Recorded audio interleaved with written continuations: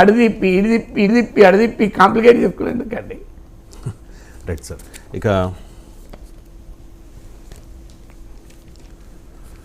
తెలంగాణలో అసెంబ్లీ ఎన్నికల తర్వాత బీఆర్ఎస్ అధినేత మాజీ ముఖ్యమంత్రి చాలా ఇన్యాక్టివ్ అయిపోయారు సార్. సో కవితకు బెయిల్ వచ్చింది, చాలామంది కార్యకర్తల్లో ఉత్సాహం కూడా వచ్చింది. నేపథ్యంలో నమస్తే తెలంగాణలో వచ్చిన ఒక బ్యానర్ ఐటమ్ సార్ ఇది, కాంగ్రెస్పై కేసీఆర్ కథన బేరీ అని చెప్పి. సో కేసీఆర్కు బీఆర్ఎస్ సీనియర్లు విన్నవించుకున్నారట, సూత్రప్రాయంగా అధినేత అంగీకరించారట. సెప్టెంబర్ 10 తర్వాత సమాలోచన.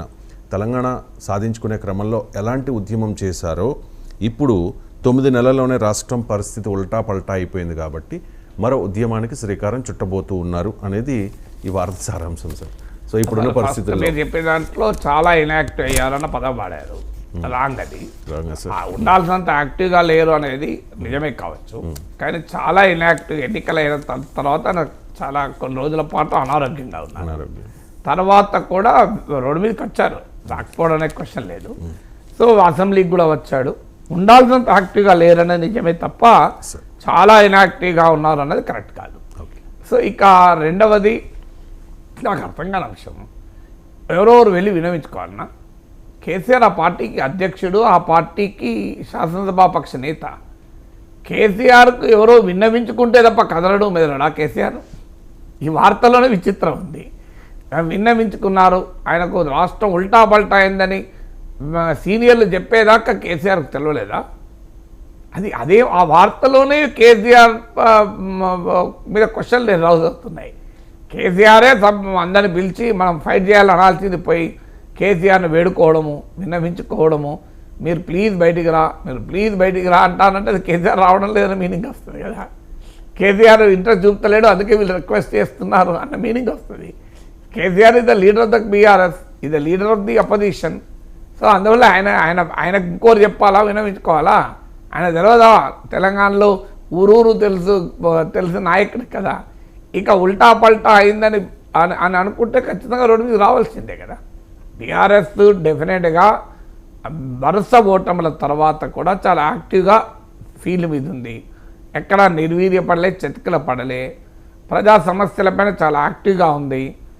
సో ఓటమి నుంచి సాధారణంగా ఓటమి డిప్రెస్ చేస్తుంది, కానీ అది ఎక్కడా కనబడలేదు. కంపేర్టివ్లీ ఈవెన్ జగన్మోహన్ రెడ్డితో పోల్చిన, వైసీపీతో పోల్చిన, అఫ్కోర్స్ అక్కడ ఎన్నికల తర్వాత అయ్యాయి, తెలంగాణ ముందు అయ్యాయి.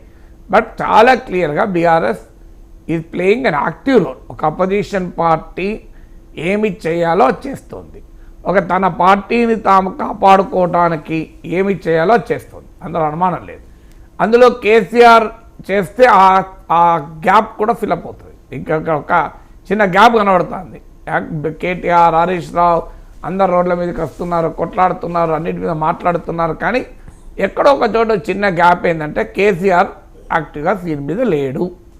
ఆ గ్యాప్ కూడా పూర్తి చేసుకుంటే బీఆర్ఎస్కు రాజకీయంగా ఇంకెక్కువ ఉపయోగపడుతుంది.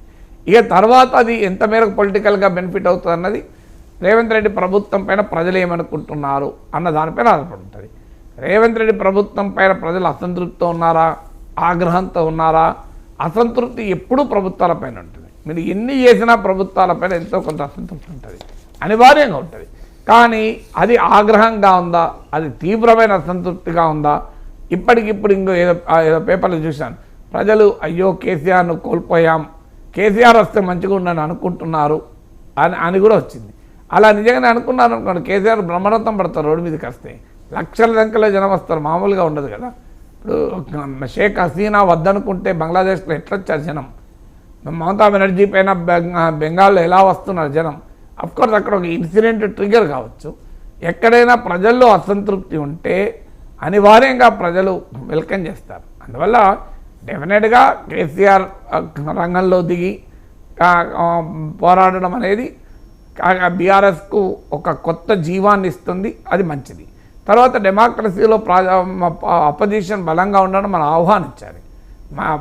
బలమైన ప్రతిపక్షము, స్వేచ్ఛాయుత మీడియా, ప్రభుత్వాలను ఒక ప్రశ్నించేటువంటి పౌర సమాజం, ఈ 3 ప్రజాస్వామ్యానికి కీలకం. సో అందువల్ల కేసీఆర్ అపోజిషన్ స్పేస్లో ఒక చురుగ్గా పాత్ర పోషిస్తే తెలంగాణ సమాజానికి మంచిది. తెలంగాణలో ప్రజలకు మంచిది. అందువల్ల దాన్ని మనం ఆహ్వానించాలి, కోరుకోవాలి కూడా. ఎందుకంటే కేసీఆర్కు ఉన్న పొలిటికల్ స్టేచరు తెలంగాణలో మరో రాజకీయ నాయకుడికి లేదు, అనుమానం లేదు. అందువల్ల ఆయనకున్న పొలిటికల్ స్టేచర్ రీత్యా ఆయన ప్రజా సమస్యలు తీసుకొని రోడ్డు మీదకి వచ్చి పోరాడితే ఎక్కడో చోట ప్రభుత్వం పైన కూడా ఒత్తిడి పెరుగుతుంది కదా. అది మంచిదే కదా, ప్రజలకు మేలు కావడానికి మంచి అనేక రకాల ఒత్తిళ్లలో ప్రతిపక్ష ఒత్తిళ్లు. అందువల్ల సభలోనే కాదు, సభ బయట కూడా ప్రభుత్వాన్ని నిలదీసేటువంటి ఒక బలమైన ప్రతిపక్ష నాయకుడు అవసరం కనుక కేసీఆర్ రావడం తెలంగాణ సమాజానికి మంచిది, బీఆర్ఎస్ మంచిది. Right sir.